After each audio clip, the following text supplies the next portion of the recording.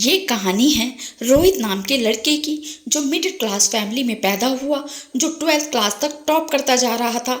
कमाल का बच्चा, पढ़ने लिखने में सबसे आगे। फैमिली को उस पर गर्व था। फैमिली को लगता था कि यह बच्चा जब बड़ा हो जाएगा तो कुछ कमाल करेगा, हम लोगों की लाइफ बदल देगा, हमारी फैमिली में हैप्पीनेस आ जाएगी, सब कुछ बदल देगा, सिर्फ और सिर्फ यह लड़का। लेकिन वो लड़का जब 12th क्लास पास करके कॉलेज में गया तो उसकी लाइफ बदल गई। उसके आसपास ऐसे दोस्त आ गए जिन्होंने उसे बिगाड़ कर रख दिया।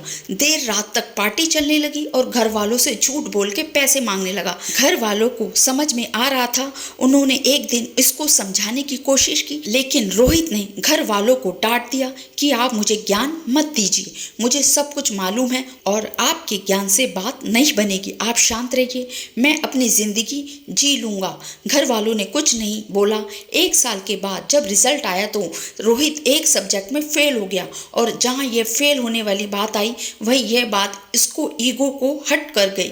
जो लड़का 12th तक टॉप करता आ रहा था वह कॉलेज में जाते ही फेल कैसे हो सकता है, और ये जो फेल होने वाली बात है इसके मन में, इसके दिमाग में इतना घर कर गई, वह घर में बंद हो गया। घर वालों से बात करना बंद कर दिया, दोस्तों के फोन उठाना बंद कर दिया, यहाँ तक कि बाहर आना जाना बंद कर दिया।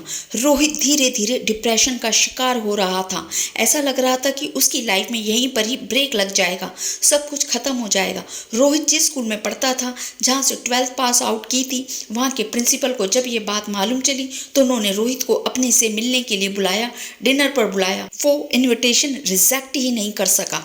इसको मानना ही कि था कि न्योता आया था, प्रिंसिपल साहब के यहाँ जाना था। तो रोहित पहुंचा शाम को और उसने देखा कि प्रिंसिपल गार्डन में बैठे हुए थे, अंगीठी पर हाथ ताप रहे थे, सर्दी का माहौल था। रोहित भी जाकर बैठ गया। उन्होंने पूछा कि क्या हालचाल है बेटा, क्या हालचाल? तो कुछ नहीं बोला। 10-15 मिनट तक दोनों के बीच में बातचीत नहीं हुई। तो प्रिंसिपल साहब ने सोचा कि क्या अलग किया जाए। उन्होंने अंगीठी में से एक कोयले का टुकड़ा जल रहा था, उसको बाहर निकाला और धधकते हुए टुकड़े को मिट्टी में फेंक दिया। जैसे ही वे मिट्टी में फेंका, थोड़ी देर तक धक्का, उसके बाद बुझ गया। तब रोहित ने बोला कि सर, ये आपने क्या किया? एक कोयले का टुकड़ा जो अंदर जल रहा था, धक रहा था, हमें गर्मी दे रहा था, उसको बाहर मिट्टी में फेंक दिया, बर्बाद कर दिया। तो प्रिंसिपल ने कहा कि बर्बाद कहाँ कर दिया, कौन सी बड़ी बात हुई, वापस इसको ठीक कर देते हैं। उन्होंने उस कोयले के टुकड़े को उठाया मिट्टी में से और वापस ला करके अंगीठी में डाल दिया। फिर से वो टुकड़ा थोड़ी देर बाद जलने लगा, गर्मी देने लगा। तो प्रिंसिपल ने पूछा कि बेटा कुछ समझ में आया? रोहित ने कहा नहीं। तो प्रिंसिपल ने कहा कि बेटा मैं यही समझाने तुम्हें यहाँ बुला रहा था, ये जो कोयले का टुकड़ा है यह तुम हो।